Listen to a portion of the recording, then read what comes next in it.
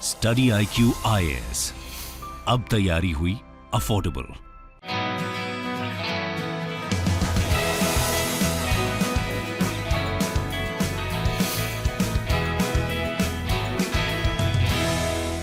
नमस्कार दोस्तों, मान लीजिए अगर आपके कोई रिलेटिव्स रहते हैं भारत के बाहर, सोचिए मान लीजिए यूएस के अंदर रहते हैं, तो अगर वो आपको पैसा भेजना चाहते हैं भारत में, मतलब कि एक प्रकार से डोनेशन या कुछ भी ऐसे ही देना चाहते हैं आपको पैसा, तो वो अभी तक क्या था कि FCRA के according, foreign contribution regulation act के अकॉर्डिंग 1 लाख से ज़्यादा नहीं भेज सकते थे। लेकिन यहाँ पर भारत सरकार ने एक बड़ा बदलाव किया है और इसको 10 टाइम्स कर दिया है। जी हाँ, अब आप 10 लाख रुपए तक अपने रिलेटिव से मंगा सकते हो। ये आप देख पाएंगे, government allows Indians to receive up to ₹10 lakh from relatives residing abroad. तो इसको डिटेल से समझेंगे कि एग्जैक्टली है क्या, भारत सरकार ने इसको क्यों किया, मतलब कि क्या कोई फॉरेक्स रिजर्व में हमें कोई प्रॉब्लम आ रही है, आगे क्या होगा, सब कुछ जानने की कोशिश करेंगे। चलिए आगे बढ़ते हैं, लेकिन उसके पहले एक बहुत इंपॉर्टेंट खबर।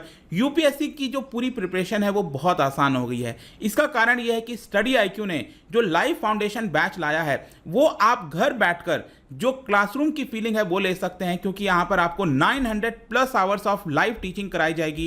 प्रीलिम्स के लिए MCQ बेस्ड लर्निंग कराया जाएगा, मेंस के लिए आंसर राइटिंग प्रैक्टिस कराई जाएगी, आपको एक मेंटर प्रोवाइड किया जाएगा ताकि पूरे जर्नी में वो आपके साथ रह सके। और ये जो पूरा बैच है दोस्तों, ये स्टार्ट हो रहा है 11 जुलाई से। जी हाँ, हर रोज सुबह लाइव 8 बजे आपको पढ़ाया जाएगा, तो आप इसको ज्वाइन कर सकते हो। ये वीडियोस रिकॉर्डेड भी होते रहेंगे, तो आप बाद में भी देख सकते हैं। मान लीजिए अगर आपको मॉर्निंग बैच नहीं ज्वाइन करना है, तो इवनिंग में ऑलरेडी हमारा जो बैच है वो 20 जून से स्टार्ट हो चुका है, तो उसको भी आप ज्वाइन कर सकते हो। पहले के वीडियोस आप आसानी से देख भी पाएंगे। तो लेकिन सबसे बड़ी जो खास बात है इसके अंदर, इतने सारे फीचर्स प्रोवाइड करने के बावजूद ये जो प्राइस है हमने बहुत कम रखा है। अगर आप कोड इस्तेमाल करते हो अंकित लाइव, तो हमारा जो 25,000 का पूरा ये कोर्स है वो आपको सिर्फ 18,999 में मिल जाएगा। याद रखिएगा, जैसे जैसे एनरोलमेंट होगा, लिमिटेड सीट्स है, वैसे वैसे प्राइसेस बढ़ते जाएंगे। तो जल्द से जल्द इसके अंदर एनरोल कराइए और अपनी प्रिपरेशन जो है तेजी से करिए। इसके अलावा अगर आप MCQs अटेम्प्ट करना चाहते हैं तो मेरे इंस्टा पेज पर जा सकते हैं, वहां पर स्टोरीज में जितने भी MCQs हैं उसको आप अटेम्प्ट कर पाएंगे। चलिए शुरुआत करते हैं और सबसे पहले देखते हैं एग्जैक्टली अभी हो क्या रहा है। लेकिन यहां पर मैंने आपको बोला कि सरकार ने FCRA के अंदर बदलाव किया है, तो क्वेश्चन ये आता है कि FCRA है क्या। देखो क्या था ना, ये जो फॉरेन कंट्रीब्यूशन रेगुलेशन एक्ट है उसको सबसे पहली बार 1976 में लाया गया था। 1976 अगर आपको याद हो तो उस समय इमरजेंसी का दौर था, और इमरजेंसी के समय क्या हो रहा था कि भारत के बाहर से कई सारा पैसा आ रहा था, तो सरकार ने सोचा कि यहां पर भारत के विरुद्ध उसका काम किया जाएगा। तो एक प्रकार से जो डोनेशंस होता है, NGOs के पास जो पैसा आता है, उसको रेगुलेट करने के लिए सरकार ने ये FCRA बनाया था। वैसे इसकी चर्चा 1969 से ही हो रही थी कि जो भारत के बाहर से पैसा आता है उसको रेगुलेट किया जाए, लेकिन फाइनली सरकार ने 1976 में इसको बनाया इमरजेंसी के दौरान, और 2010 में इसका अमेंडमेंट किया गया था। इनफैक्ट 2020 में भी इसका अमेंडमेंट किया गया। समय समय पर इसमें चेंजेस किए जाते हैं, लेकिन इंपॉर्टेंट चीज इसके अंदर आपको याद रखना है कि यहां पर ये सभी एसोसिएशंस, ग्रुप्स, NGOs के ऊपर लागू होता है। मतलब वो जो पैसा मंगाते हैं भारत के बाहर से, तो उनको बताना पड़ेगा सरकार को कि हम इतना पैसा मंगा रहे हैं। उनको यहां पर सर्टिफिकेट लेना पड़ेगा, रजिस्टर कराना पड़ेगा सरकार के साथ, और सरकार को पता होना चाहिए कि यहां पर भारत के बाहर से कितना पैसा आ रहा है, ताकि अगर भारत सरकार को कुछ गलत लगे तो उसके ऊपर निगरानी की जा सके, उसके ऊपर एक्शन लिया जा सके। और अक्सर आप सुनते होंगे सरकार ने यहाँ पर जो NGOs का रजिस्ट्रेशन है उसको बंद कर दिया। तो एक प्रकार से ये जो कंट्रीब्यूशन आता है, डोनेशंस आता है, उसी के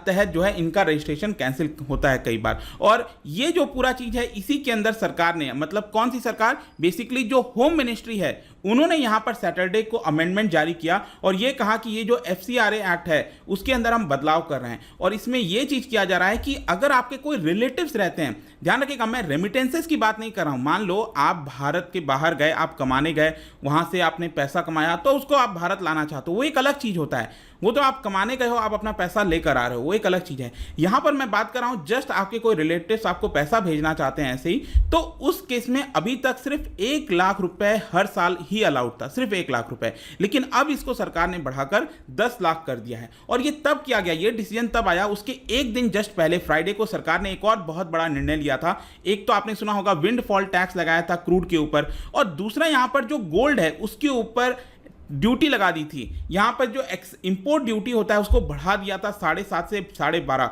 वैसे इफेक्टिव अगर आप ड्यूटी देखोगे तो ये करीब 16.5% के आसपास चला जाता है, क्योंकि जीएसटी हो गया, कुछ और भी सेस हो गए, तो बहुत ज्यादा ड्यूटी सरकार ने गोल्ड के ऊपर लगा दी। तो क्वेश्चन यहाँ पर यह है कि आखिरकार सरकार इसको करना क्यों चाह रही है, इसका मेन एम क्या है। देखो, दोनों जो स्टेप लिया गया है सरकार के द्वारा, एक तो यहाँ पर अगर आपके कोई रिलेटिव्स पैसा भेजते हैं तो ज्यादा भेज सकते हैं, मतलब भारत के अंदर ज्यादा डॉलर आएगा, और जो गोल्ड होता है वो आप ज्यादा नहीं मंगाओगे, इंपोर्ट नहीं कराओगे तो हमारा पैसा कम बाहर जाएगा। तो अगेन ये भी क्या दिखाता है, मतलब कि ये जो दोनों स्टेप है उसमें सरकार ये कोशिश कर रही है कि जो आउटफ्लो ऑफ फंड्स है उसको रोका जाए। जो इतने बड़े मात्रा में गोल्ड खरीदा जा रहा था, अब गोल्ड के लिए तो हमें डॉलर में पे करना पड़ेगा बाहर से, अगर कोई गोल्ड आता है तो वो जो आउटफ्लो है, जो पैसा बाहर जा रहा था, इसको ब्लॉक किया जाए, रोका जाए, और जो इनफ्लो है उसको आसान किया जाए। मतलब आपके रिलेटिव जो पैसा भेजते हैं डॉलर में, तो वो भारत के अंदर आसानी से आ सके, इसको यहां पर सरकार ने कोशिश की है। और एक प्रकार से ये जो 1 लाख से 10 लाख का लिमिट बढ़ाया गया, उसी की तरफ एम है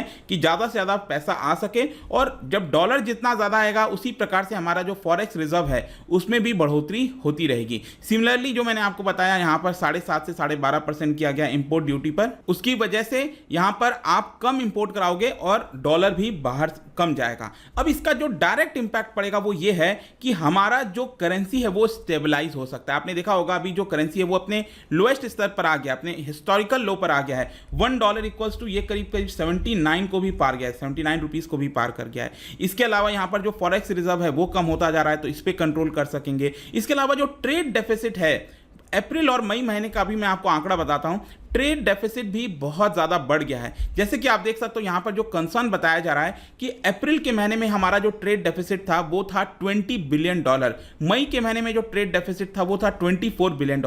ट्रेड डेफिसिट का सिंपल अर्थ ये हुआ, हम कितना इंपोर्ट कराते हैं और कितना एक्सपोर्ट कराते हैं। अगर हम इंपोर्ट यहाँ पर 1000 रुपये करा रहे हैं और एक्सपोर्ट 500 रुपये का कर रहे हैं, तो हमारा जो ट्रेड डेफिसिट है वो 500 रुपये का हो जाएगा, राइट। मतलब हम ज़्यादा इंपोर्ट करा रहे हैं और एक्सपोर्ट कम कर रहे हैं, तो इंपोर्ट ज़्यादा कराएंगे तो डॉलर बाहर जाएगा। तो इसी की वजह से $20 बिलियन ज़्यादा गया है बाहर, और मई के महीने में $24 बिलियन। मतलब सिर्फ 2 महीने में आप सोच के देखिए, हमारा ट्रेड डेफिसिट है $44 बिलियन। अगर मैं आपको इसको कंपेयर कराऊं पिछले साल से, मतलब सेम अप्रैल और मई महीने का अगर आप जोड़ दोगे तो पिछले साल जो था ये आंकड़ा था $21.8 बिलियन। आप सोचिए डबल से भी ज्यादा हो गया, मतलब ट्रेड डेफिसिट हमारा लगातार बढ़ता जा रहा है। देखो, ट्रेड डेफिसिट बढ़ने का एक जो सबसे बड़ा कारण है, आपको पता होगा, वो है क्रूड ऑयल का इंपोर्ट कराना। तो क्रूड ऑयल तो एक बड़ा कारण है ही है, लेकिन गोल्ड भी एक बहुत बड़ा कारण बनता जा रहा था। जिस तरीके से गोल्ड को इंपोर्ट कराया जा रहा था, आप यहां पर देख सकते हो, मई के महीने में जो गोल्ड इंपोर्ट है इट वाज $6 बिलियन।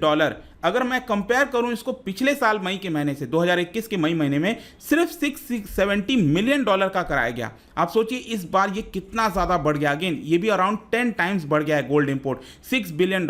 मतलब हमारा बहुत सारा डॉलर बाहर जा रहा है। और इसी को देखते हुए यहाँ पर जो एक्सपर्ट्स हैं उनका कहना है कि सरकार इस इंपोर्ट को कॉस्टली बनाना चाहती है। सरकार ने जानबूझकर ड्यूटी बढ़ा दिया है कि एक प्रकार से जो गोल्ड मंगाया जाता है उस पर कर्व किया जा सके, इसको डिस्करेज किया जा सके, कंजम्पशन को कम किया जाए। ये एक इंपॉर्टेंट चीज है। फाइनली क्वेश्चन आपके मन में ये भी आना चाहिए कि क्या जो फॉरेक्स रिजर्व है उसमें हमें चिंता की बात होनी चाहिए, क्योंकि पिछले 2-4 वर्षों से आप लगातार सुन रहे होंगे कि हमारा फॉरेक्स रिजर्व बढ़ते जा रहा है, बढ़ते जा रहा है। लेकिन पिछले 2-3 महीने से, इनफैक्ट पिछले 6-7 महीने से अगर आप देखिए तो फॉरेक्स रिजर्व में आपको डिक्लाइन देखने को मिलेगा। अभी तक बढ़ रहा था लेकिन हमारा अब डिक्लाइन होगा। फॉरेक्स रिजर्व आपको पता है कि जिसके अंदर जो आरबीआई है वो अपने पास एसेट रखती है, फॉरेक्स मतलब कि फॉरेन एक्सचेंज, जैसे कि डॉलर हो गया, अलग अलग करेंसीज हो गए, गोल्ड हो गया, एसडीआर आपने सुना होगा, स्पेशल ड्रॉइंग राइट जो एमआईएफ का था, वो सारी चीजें फॉरेक्स रिजर्व में आती हैं। तो फॉरेक्स रिजर्व अभी भी अगर आप देखोगे तो स्ट्रांग है, लेकिन धीरे धीरे यहां पर कंसर्न बढ़ता जा रहा है जिस प्रकार से ये कमजोर हो रहा है। जैसे कि अगर हम देखें अक्टूबर 2021 में, 7-8 महीने पहले अगर आप देखोगे अक्टूबर 2021 में जो फॉरेक्स रिजर्व था इट वाज हाईएस्ट $642 बिलियन। और अभी लेटेस्ट अगर आप आंकड़ा देखो 24 जून का, तो ये गिरकर हो गया है $593 बिलियन के आसपास। कहने का मतलब यह है कि अराउंड $50 बिलियन का डिक्लाइन हुआ है। और ये साफ दिखा रहा है पिछले 8 महीने में ये जो डिक्लाइन हो रहा है $50 बिलियन का, मतलब कि कहीं ना कहीं यहां पर फॉरेक्स रिजर्व में चिंता बढ़ रही है। मैं ये नहीं कह रहा हूं कि ये कमजोर हो गया है, अभी भी हमारा फॉरेक्स रिजर्व कंपैरेटिवली बाकी कई सारे देशों से काफ़ी स्ट्रांग है, जैसे कि हम अभी 4th या 5th नंबर पर अगर आप देखोगे तो। लेकिन क्योंकि ये लगातार डिक्लाइन हो रहा था इसलिए चिंता बढ़ रही थी। सिर्फ यही नहीं, यहाँ पर फॉरवर्ड मार्केट में भी अगर आप देखोगे तो फॉरेक्स रिजर्व में कमी आई है। फॉरवर्ड मार्केट क्या होता है? बेसिकली जो फ्यूचर मार्केट होता है, बाइंग एंड सेलिंग प्रिडिक्ट किए जाते हैं, तो उसमें भी $20 बिलियन कम हुआ है। तो टोटल आप मिला दो, $50 बिलियन यहाँ पर, $20 बिलियन यहाँ पर। पिछले 8 महीने के अंदर $70 बिलियन का डिक्लाइन आया है और कहीं ना कहीं सरकार को अगर इसको रोकना है तो कुछ कदम लेना पड़ता, और यही कदम लिया गया है कि एक तरफ सरकार चाह रही है कि ज़्यादा डॉलर आए भारत में, और जो डॉलर बाहर जाता है गोल्ड वगैरह के माध्यम से वो कम हो जाए। तो आई होप कि ये जो पूरा वीडियो था उससे आपको समझ में आ गया होगा कि सरकार एग्जैक्टली इस समय करना क्यों चाह रही है। जाने से पहले एक इंटरेस्टिंग क्वेश्चन, क्या आप बता सकते हैं कि कौन से राज्य में, भारत के कौन से राज्य में आपको लार्जेस्ट प्रोड्यूसर ऑफ मलबरी देखने को मिलेगा? सबसे ज़्यादा मलबरी कहाँ पर प्रोड्यूस किया जाता है, जो सिल्क होता है? इसका राइट आंसर आपको पता ही है, मेरे इंस्टाग्राम पर तो मिलेगा ही। वहाँ पर अगर आप नहीं हो कोई बात नहीं, टेलीग्राम से भी ले सकते हैं इसका सही उत्तर। मैं कई सारे जो MCQs हैं वो यहाँ पर स्टोरीज में डालता रहता हूँ। बाकी अगर आपको PDF चाहिए तो टेलीग्राम पर आइए, अलग अलग सोशल मीडिया पर आप जुड़ पाओगे। और जैसा मैंने बताया, UPSC की तैयारी काफ़ी आसान हो गई है। You have to join the live foundation batch, और मॉर्निंग और इवनिंग कोई भी कर सकते हैं। हमारे ऐप और वेबसाइट पर जाइए, use this code Ankit live, क्योंकि इससे आपको जो पूरा डिस्काउंट है वो मिल जाएगा। आई होप कि वीडियो आपको पसंद आया होगा। मिलता हूं आपसे next time. Till then, thank you very much, see you soon. Study IQ IAS, अब तैयारी हुई अफोर्डेबल।